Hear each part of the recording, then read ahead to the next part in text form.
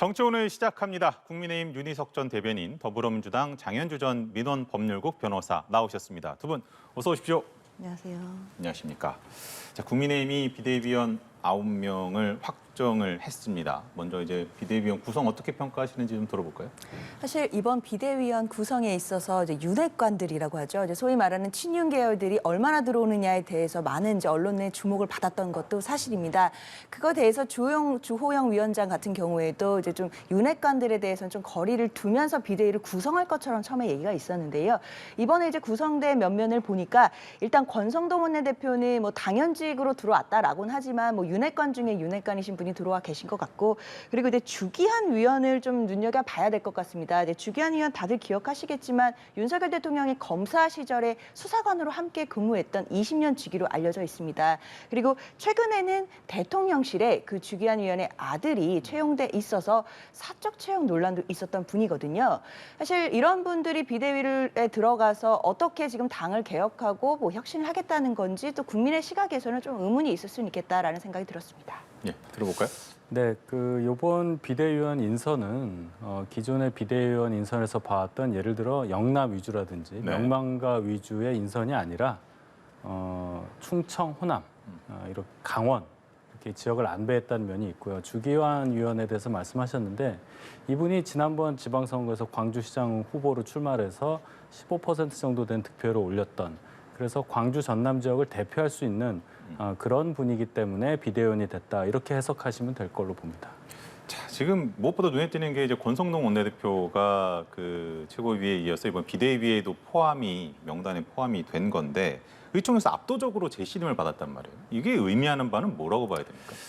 그동안 권성동 원내대표 본인도 밝혔지만은 실책이 좀 있었고 또 당이 이렇게 비대위가 출범할 수밖에 없는 상황까지 오게 된 책임도 일부 인정할 수밖에 없는 상황이긴 하지만 지금 이 상황에서 원내대표를 교체할 수 없는 상황이라는 그 상황 인식을 의원들이 공유하고 있지 않나 이렇게 생각합니다.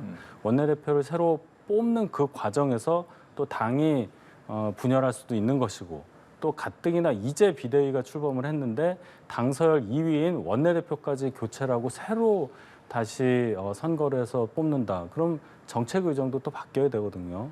그런 상황이 된다면 당이 또 그것을 수습하는 데 시간이 걸리고, 정부 여당, 국정을 책임진 정부 여당 입장에서는 한시도 국정을 허투루 할 수 없는 입장인데 이 당내 사정으로 계속 국정을 그렇게 둘 수는 없다. 이런 인식이 작용한 결과라고 저는 생각합니다. 이제 오늘 비대위가 출범하면서 이준석 전 대표가 됐는데 바로 아이러니다 이렇게 공격을 했습니다. 이준석 대표 입장에서는 그렇게 얘기할 수 있겠죠. 근데 이 모든 상황은 결국 상황 논리로 해석할 수밖에 없습니다. 원인, 잘잘못을 따지기 전에 어쨌든 당은 비대위가 출범할 수밖에 없는 상황으로 내몰렸고 이것을 수습해야 할 임무가 당원 그리고 구성원 전부에게 있는 것입니다. 그 최선의 안으로 비대위가 출범을 한 거고, 그 상황에서 권성동 원내대표의 책임을 묻는 것보다는 계속 책임을 이어감으로써 당의 당 운영에 안정을 기하는 것이 낫다는 판단을 했다는 것, 이 점을 강조합니다. 네, 알겠습니다. 우리 장현주 변호사께서는 좀 어떻게 보셨어요? 일단 이거 좀 두 가지 측면에서 봐야 될 것 같습니다. 권성동 원내대표 측면에서 본다면 분명히 지금 상황, 그러니까 비대위가 출범하는 상황에 대해서 본인의 잘못이 없다고 할 수 없습니다. 그렇다고 하면 사실 뭐 문자 파동이라든지 그때 구급 공무원과 관련된 부적절한 발언들을 통해서 이제 사과도 있었고요. 그럼 본인이 어느 정도의 책임 있는 자세가 필요할 텐데 비대위의 원인이 된 권성동이 따로 있고 이 비대위를 또 혁신해야 되는 또 비대위원으로서의 권성동이 따로 있는 것인지, 분신술도 아니고 사람이 두 가지 역할을 다 한다는 게 좀 아이러니일 수 있거든요. 그런 면에서 좀 봐야 될 것 같고, 그다음에 저는 이제 국민의힘 의총에서 압도적인 찬성이 나왔다라는 보도를 보고 조금 놀랐는데요.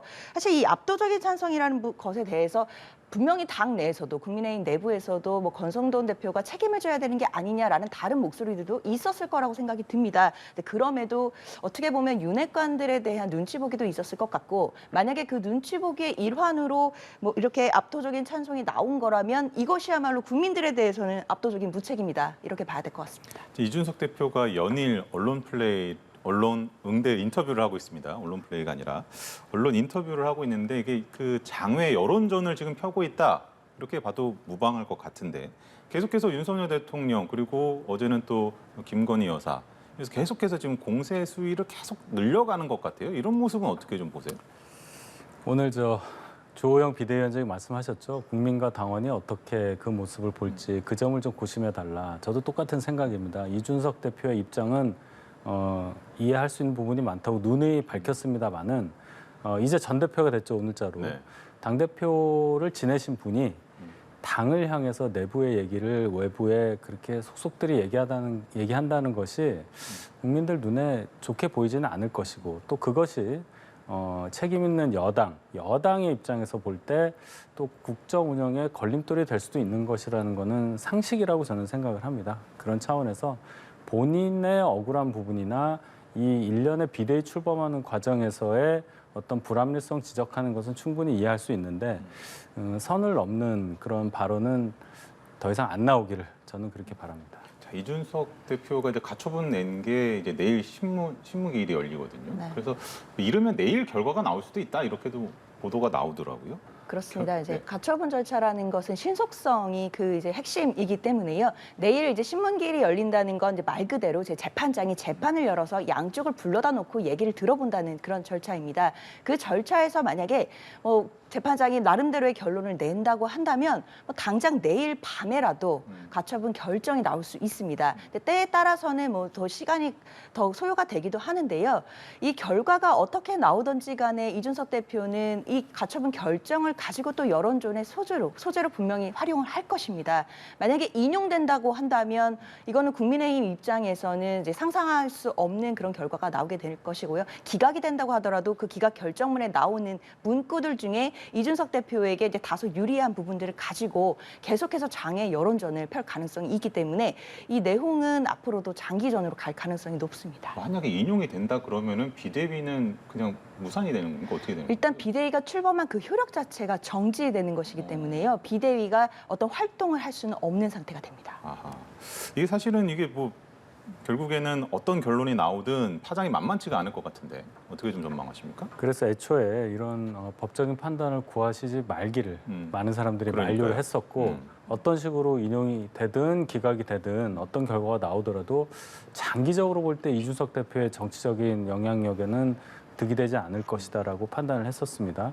말씀하신 대로 인용이 될 경우의 상황을 생각을 해보면 이준석 대표가 6개월 후에 이제 한 달 지났으니까 이제 5개월 후가 되겠죠. 네. 내년 1월에 다시 대표로 복귀하는 상황이 될 텐데 그 경우에 어떤 정책 상황을 맡게 될 거냐, 대표로서 제대로 역할할 수 있느냐 이런 것까지 생각을 해보면 그렇게 좋은 결과는 아니라고 볼 수도 있고요. 기각이 될 경우 아까 말씀하신 대로 본인한테 유리한 어떤 구절을 따서 그것을 본인의 어떤 유리한 입장을 펼치는데 도구로 쓸 수 있는 가능성도 있다고 하지만 그랬을 경우에 당내에서 또 어떻게 받아들여질까. 그래서 그걸 만류를 했었는데 어쨌든 일은 벌어진 거고요. 법원에서 현명한 판단을 하기를 기다리는 그런 상황이죠. 자, 이제 내일 취임 100일 윤석열 대통령의 이제 기자회견이 있습니다.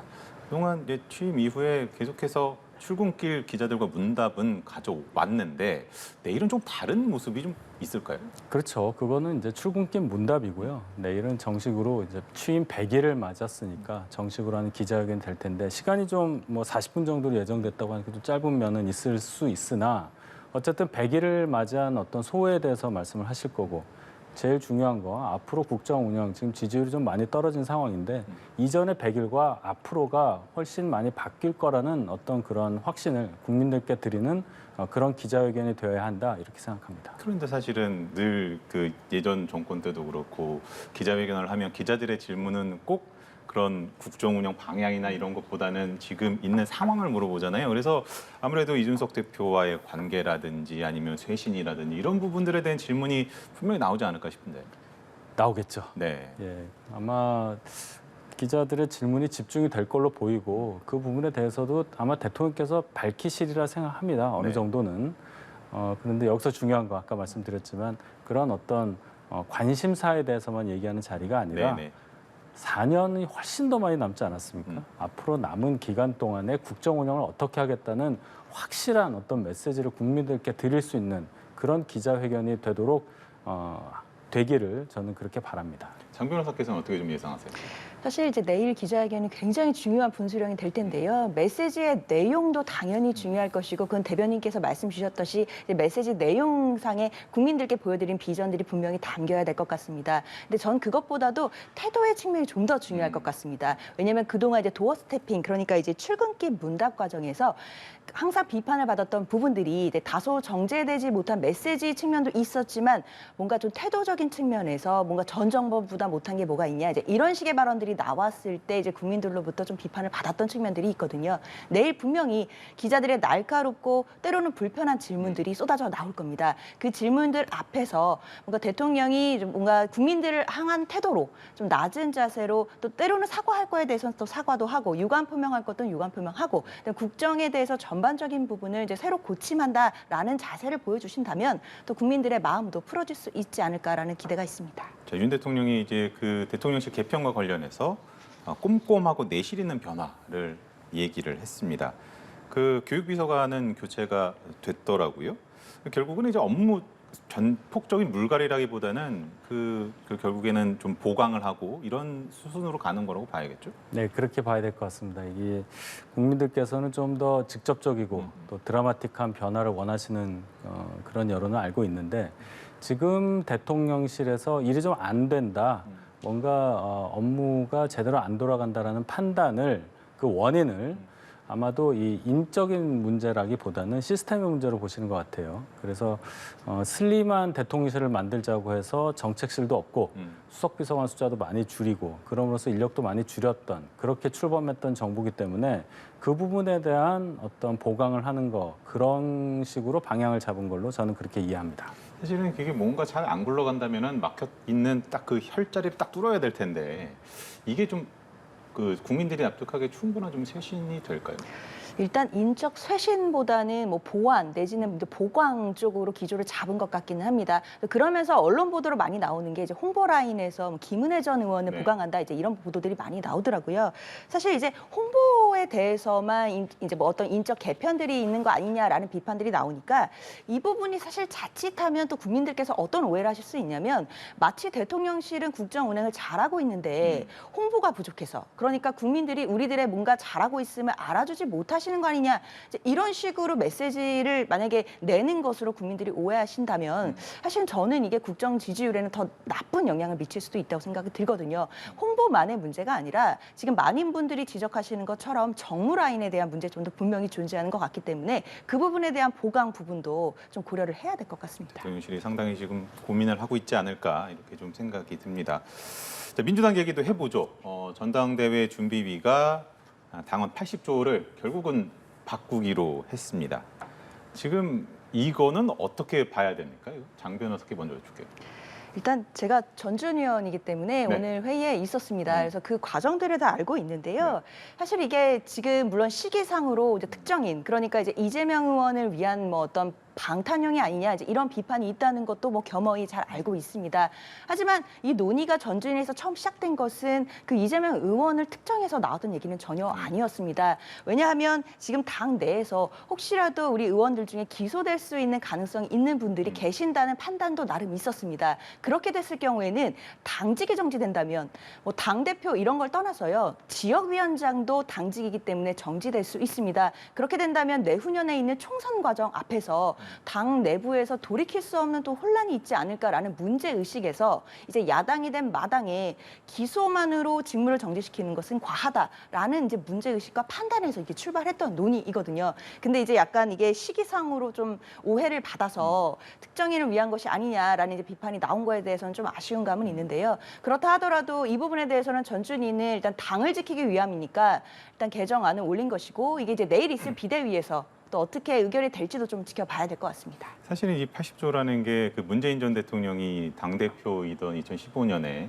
이렇게 개정을 한 걸로 알고 있고, 그러다 보니까 이게 문재인 지우기다. 사실은 소득주도 성장이라는 표현도 바꾸고 일가구 이주택이라는 표현도 바꾸고, 이러다 보니까 이제 친문계라든지 아니면 비명계 쪽에서는 굉장히 좀 강하게 비판을 하면서 이게 개파 갈등이 다시 또 불거지는 거 아니냐, 이런 얘기도 나오거든요.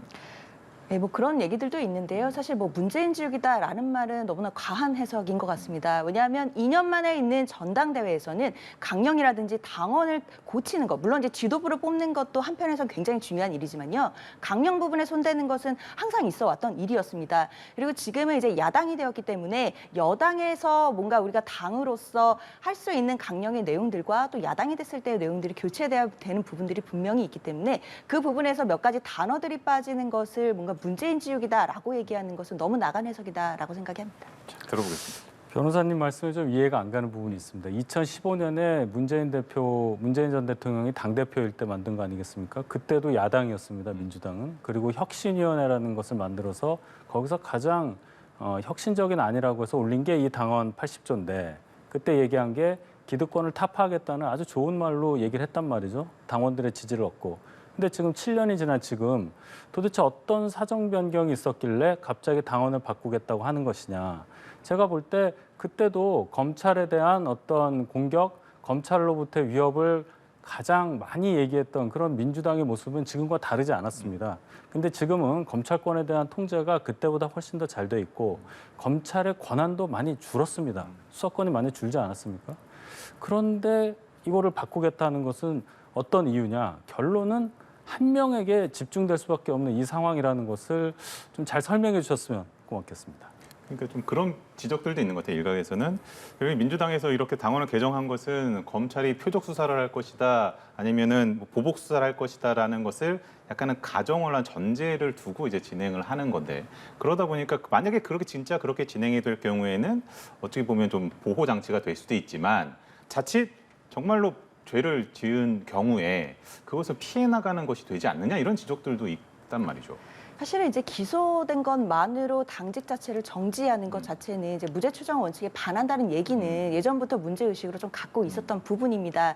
근데 물론 이제 말씀 주신 것처럼 이제 검찰의 어떤 권한이 많이 축소되어 왔긴 했지만 지금 현재 검찰총장 출신이 대통령이 되셨고 그다음에 그 주위에 측근 검사들이 많은 요직에 등용이 돼 있는 상태입니다. 그리고 한동훈 장관은 최근에 이제 시행령 그러니까 법무부의 대통령령을 시행령을 가지고서 어떻게 보면 검찰의 직접 수사 범위를 또 확대하고 있는 또 그런 기조를 나타내고 있기 때문에요. 또 야당의 입장에서는 그런 부분에서 당을 또 당 내에 있는 의원들을 지켜야 된다라는 문제 의식에서 또 출발한 것으로 보입니다. 혹시 덧붙이실 말씀 있으면 짧게 듣고 마무리하겠습니다. 기소를 예상하고 지금 말씀하시는데 민주당이 검찰입니까? 저는 그 판단에 동의를 할 수가 없네요. 알겠습니다. 자, 오늘 말씀 여기까지 듣도록 하겠습니다. 두 분 수고하셨습니다.